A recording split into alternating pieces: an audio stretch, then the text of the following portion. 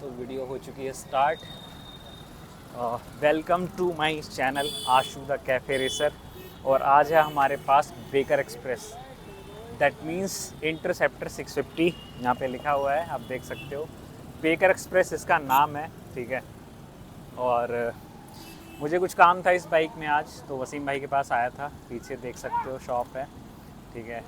और ये मैं रिकॉर्ड कर रहा हूँ अपने फ्रंट कैम से, तो क्वालिटी ठीक ठाक आ रही होगी। तो ये गाड़ी स्पेशल इसलिए है क्योंकि मैं इसको बहुत राइड कर चुका हूँ, ठीक है। और बहुत ही ज़्यादा कंफर्टेबल बाइक है।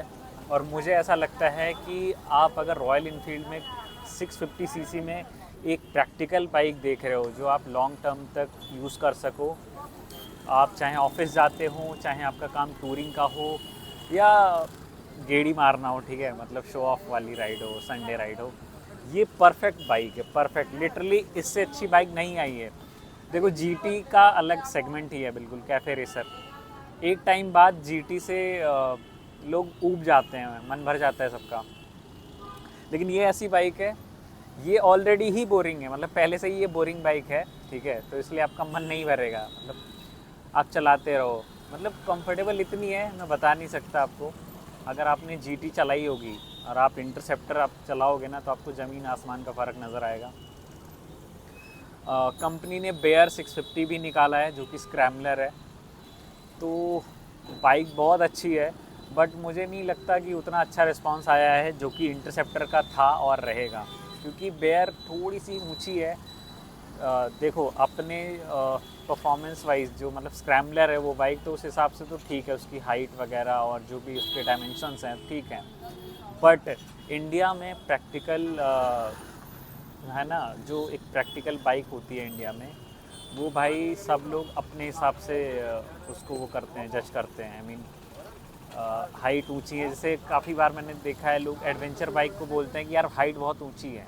तो मुझे लगता है यार, एडवेंचर बाइक तो ऊंची ही होती है, ठीक है, ताकि आपको नीचे से कुछ टच ना हो, है ना। आप अलग अलग चीज़ें ट्रायल्स वगैरह में जाते हो तो नीचे टच ना हो, तो उस हिसाब से कंपनी डिज़ाइन करती है, अपना टाइम लगाती है।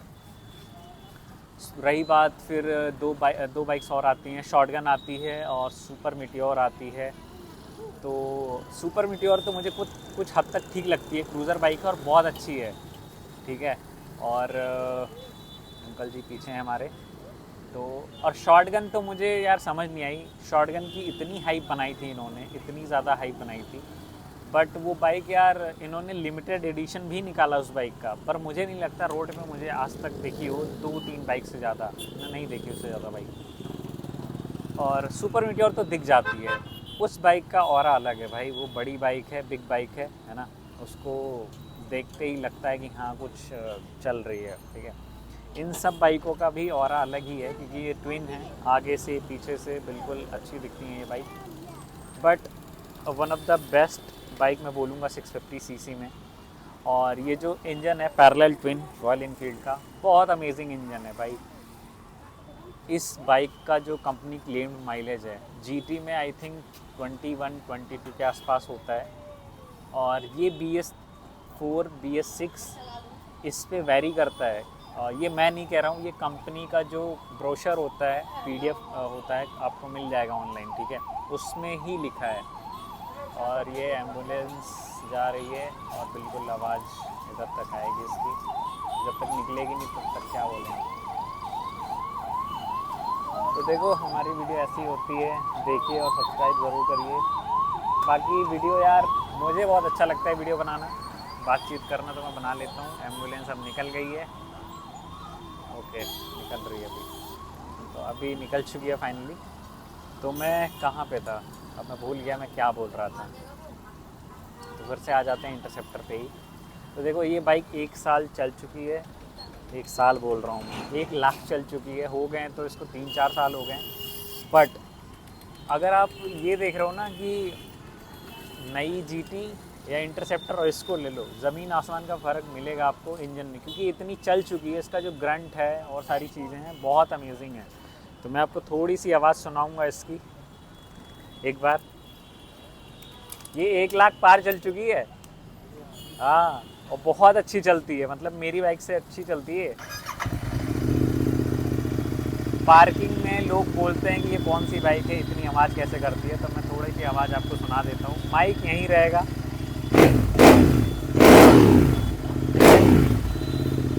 तो आवाज़ बहुत ही क्रिस्प है और ग्रंट बहुत ख़तरनाक है इस बाइक का। जब स्टार्ट होती है तो ऐसा लगता है किसी ने फायर किया हो। AEWT101 लगे हुए हैं इसमें, ठीक है। सिर्फ जो है स्लिप ऑन्स लगे हुए हैं, हेडर्स वही कंपनी वाले हैं। और मुझे तो यार बहुत पसंद आई ये बाइक। अब मैं इंटरसेप्टर तो ले नहीं सकता एक और, ठीक है, वरना मैं ले लेता। बट GT को भी हम ऐसा नहीं कहेंगे कि GT अच्छी नहीं है, GT बहुत अच्छी बाइक है। उस बाइक का ऑरा बिल्कुल नेक्स्ट लेवल है रॉयल इनफील्ड में। रॉयल इनफील्ड की अब तक की मुझे लगता है सबसे फास्टेस्ट बाइक होगी कॉन्टिनेंटल GT, जो ट्रैक पे भी चलती है।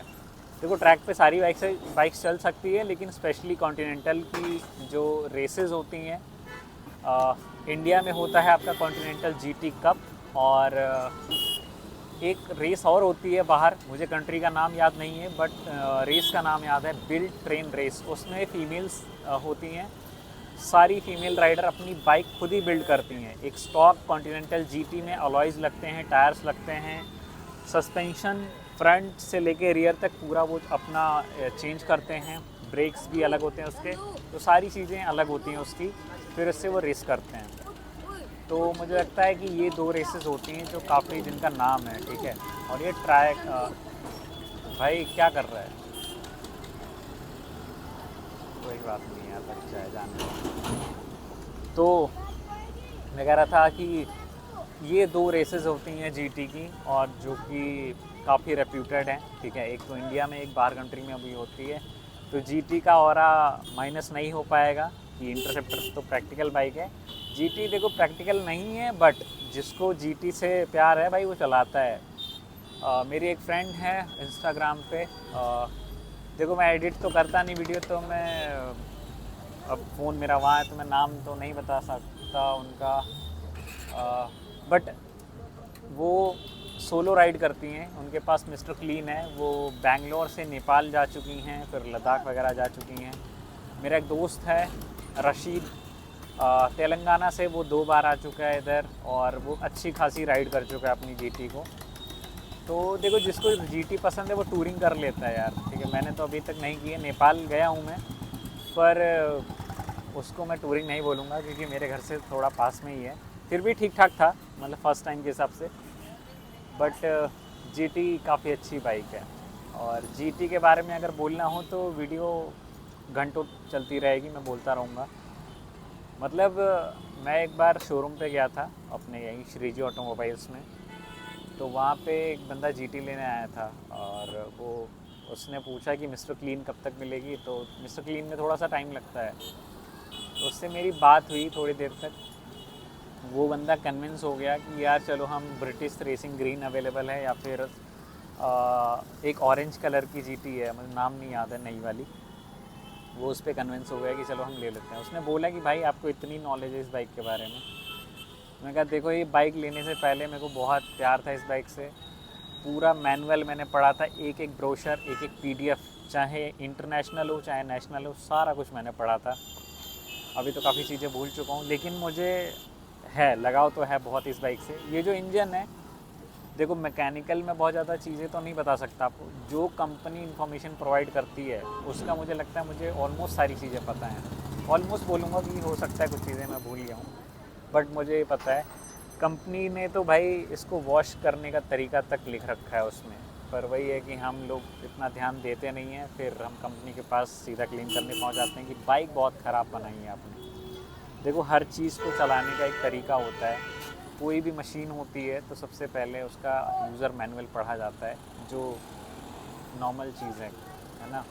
हम लेकिन हमारे इंडियंस के खून में नहीं है कि हम नॉर्मल चीज़ें कर रहे हैं, हम पहले ही बाइक चलाएंगे।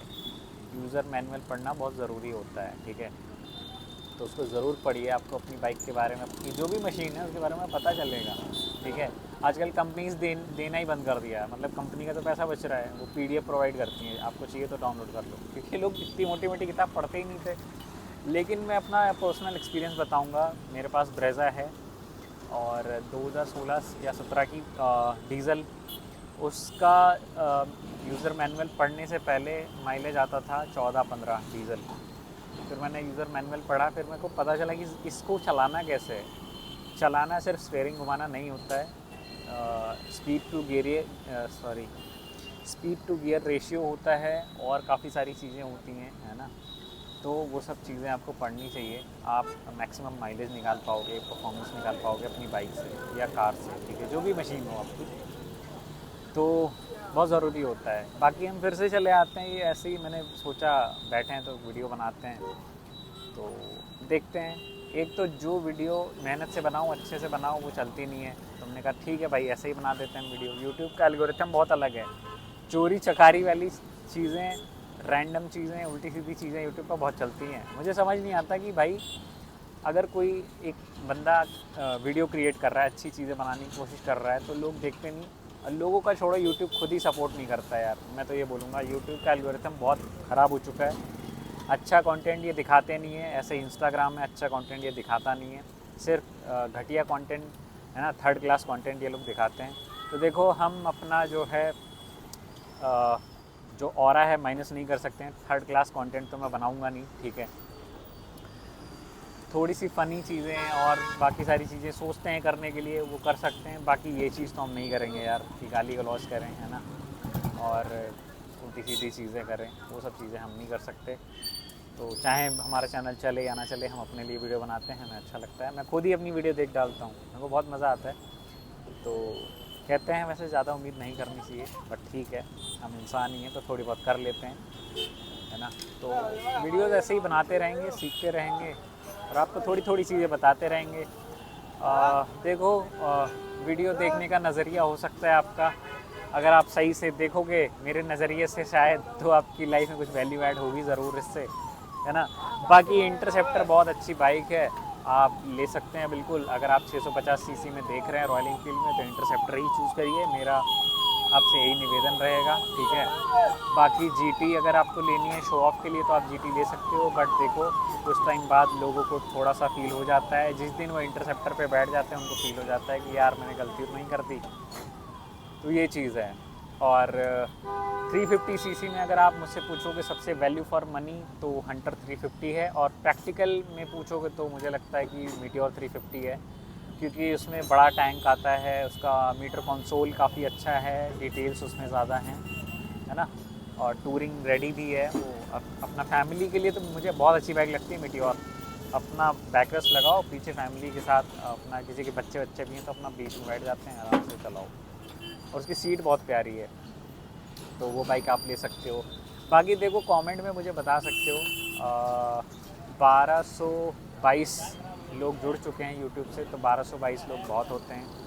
और स्टार्टिंग में वीडियोस कम आते थे, तो मैं सोचता था कि ये क्या हो गया भाई, एक्सपल्स जा रही है। वो बंदा जैसे लगता है कि जो ट्रायल्स पे जाते हैं ना, बिल्कुल वैसे उसने गियर वगैरह डाल रखा है। अब मैं कैमरा तो घुमा नहीं सकता, दूर है, फुल ऑफ रोडिंग करते हुए आया है। देखो, इंडिया में ये भी फ़ायदा है, आपको ऑफ रोडिंग के लिए कहीं नहीं जाना है। हमारे जो पॉलिटिशियंस हैं और जो रोड कॉन्ट्रैक्टर्स हैं, घपला कर करके इसी रोड को ऑफ रोड पूरा बना देंगे। तो आप थार खरीदो, जिमनी खरीदो, एक्सपल्स खरीदो, हिमालयन खरीदो, ठीक है। ये इन सब चीज़ मशीन से आप ऑफ रोडिंग करो मस्त एकदम। कितनी अच्छी गवर्नमेंट है हमारी कि कितनी हेल्प करती है। आपको ऑफ रोडिंग के लिए कहीं और जाना ही नहीं है, मतलब यहीं मिल जाएगा आपको। अरे वसीम भाई, थैंक यू सो मच। तो वसीम भाई हैं अपने, बहुत ध्यान रखते हैं, कोल्ड ड्रिंक लेके आए हैं वो, ठीक है। तो देखो यार, काम वाम कराना हो 350 सीसी, 450 सीसी या 650 सीसी, कोई भी बाइक हो तो प्लीज़ यहाँ लेके आओ। वसीम भाई बहुत ध्यान रखते हैं।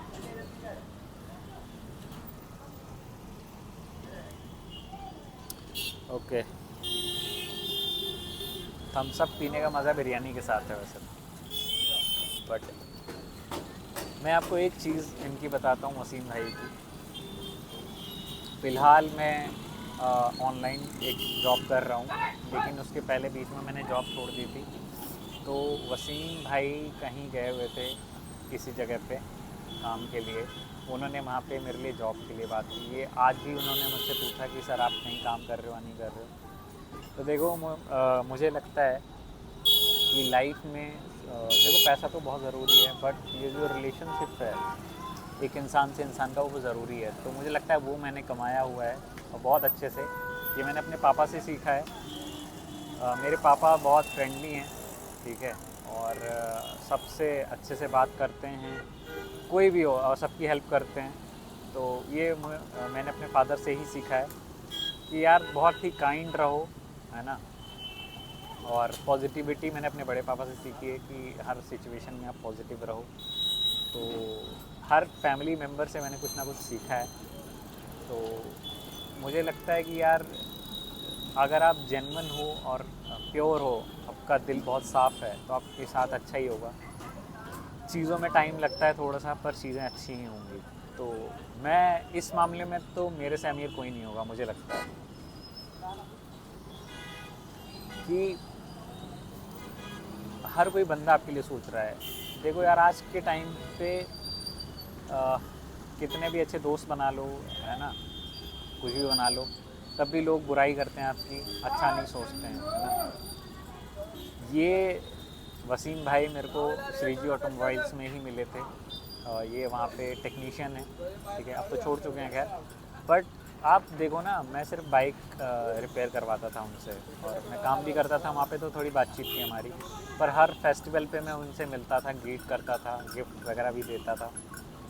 और बहुत इज़्ज़त करते हैं वो, बहुत रिस्पेक्ट करते हैं, इसीलिए मैं उनको बहुत मानता हूँ। इसीलिए मैं चाहता हूँ कि यार आप लोग प्लीज़ आइए, थोड़ी सी हेल्प करिए उनकी भी, है ना। देखो काम बहुत अच्छा करते हैं, मेरे से कभी भी ये पैसे नहीं लेते हैं, हालांकि मैं कोशिश करता हूँ कि दे दूँ उनको। ये गलत बात है ना, कि पैसे नहीं लेना। देखो जो काम कर रहे हो आप उसको फ्री में तो मत ही करो, ये ज़माना ऐसा नहीं है। लेकिन है बहुत अच्छे इंसान, और मुझे बहुत अच्छा लगता है कि मेरे बारे में इतना सोचते हैं। मतलब हमेशा जब भी बात होती है तो पूछते रहते हैं कि सब ठीक है सर, है ना। मतलब ये कितनी बड़ी बात है, आपसे कोई इंसान पूछ रहा है। आजकल ऐसा हो गया है कि लोग, मतलब काफ़ी लोग, मेरे मेरे साथ तो नहीं है, मेरी फैमिली बहुत अच्छी है और मेरे आसपास लोग बहुत अच्छे हैं। मैं ही खुद उनसे बातचीत नहीं कर पाता हूँ। मैं बहुत लकी हूँ वैसे कि मेरे बारे में सब लोग अच्छा ही सोचते हैं। बट आजकल काफ़ी जगह ऐसा है कि लोगों की फैमिली में ही सपोर्ट नहीं करते हैं लोग। बट मेरे साथ ऐसा नहीं है। मेरे घर में सभी ने मुझे सपोर्ट किया है। मैं जो करना चाहता हूँ मैंने किया आज तक, और कर भी रहा हूँ, ठीक है। तो इस मामले में मैं बहुत लकी हूँ, और थैंक यू भी बोलता हूँ अपनी फैमिली को कि इतना सपोर्ट करती है, अंडरस्टैंड करती है चीज़ों को। बाकी थोड़ी बहुत चीज़ें तो चलती रहती हैं। तो यही है, प्यार से रहिए, अपनी लाइफ एंजॉय करिए, पॉजिटिव रहिए, और पैसे भी कमाइए और रिश्ते भी कमाइए, ठीक है। लोगों से अच्छे से बात करिए, अच्छे रिलेशंस बिल्ड करिए। और अभी एक इंसिडेंट और बता देता हूँ। आई थिंक वीडियो ख़त्म करने का समय आ गया, पर छोटे सी इंसिडेंट बता देता हूँ।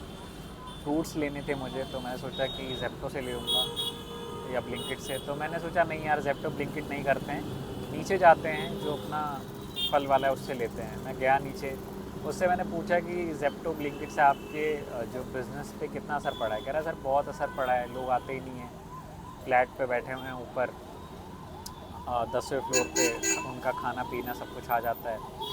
तो देखो यार, फास्ट लाइफ में ज़रूरी तो है ये चीज़ें, बट मुझे ऐसा लगता है, एक रिक्वेस्ट भी आप सभी लोगों से जितने लोग देख रहे हैं, कि प्लीज़ अगर आप कर सकते हैं तो उठ के प्लीज़ नीचे जाइए। अपने आसपास जो भी छोटे मोटे बिज़नेस हैं, सब्जी की मार्केट हो गई, फल या किराना स्टोर, जो भी आप कर सकते हो, आप जितना इंटरेक्शन कर सकते हो, ह्यूमन इंटरेक्शन, उतना करो। अवॉइड मत करो यार प्लीज़, है ना। इससे हम ही लोग रिलेशंस ख़राब करते हैं। उसके बाद कहते हैं कि आजकल कोई बातचीत नहीं है, लोगों में ह्यूमैनिटी नहीं है। ह्यूमैनिटी ख़त्म इसीलिए हो रही है, मुझे लगता है, ये मेरा पर्सनल ओपिनियन है, कि हम आज किसी से बातचीत ही नहीं है, हम कटते रहते हैं, इग्नोर करते हैं। तो मेरी बहुत अच्छे से बातचीत हुई, है ना, और उसने बहुत अच्छे से निकाल के मेरे को दिया भी। देखो जब आपको अच्छी बातचीत आती है ना, तो कोई फ्रॉड भी नहीं करेगा यार। अपनी बातों से यार पैसे मत लुटाओ, अपनी बातों से प्यार लुटाओ लोगों पे, वो आपके लिए अच्छा ही सोचेंगे और अच्छा ही करेंगे। ऐसा मेरा मानना है ना। झूठ मत बोलिए, अरे झूठ बोलने को नहीं बोल रहा हूँ मैं, सच बोलिए, बट प्यार से बोलिए, ठीक है। मुझे लगता है कि काफ़ी ज़्यादा ज्ञान मैंने दे दिया है, बट देखो ज्ञान नहीं है, मेरी अपनी थिंकिंग है, मैं ऐसा ही हूँ, पॉजिटिव रहने की कोशिश करता हूँ और सीधा साधा भी हूँ, मैं मानता भी हूँ। काफ़ी लोगों ने फ़ायदा उठाया इस चीज़ का, मेरे सीधे साधे होने का, ऑफिस से लेके बाहर तक। बट देखो कर्मा में बिलीव करता हूँ मैं कि आप जो करोगे वो भरोगे, ठीक है। भगवान पे भी बहुत भरोसा करता हूँ मैं कि अच्छी अच्छी चीज़ें मेरे को देते रहते हैं वो लाइफ में। और मैंने जो कमाया है वो धीरे धीरे आपको पता चलेगा। पैसे नहीं दिखाऊंगा मैं कि कितने कमाए मैंने, बहुत सारे पैसे कमाए हैं मैंने, ठीक है, इतना काफ़ी है आप लोगों के लिए।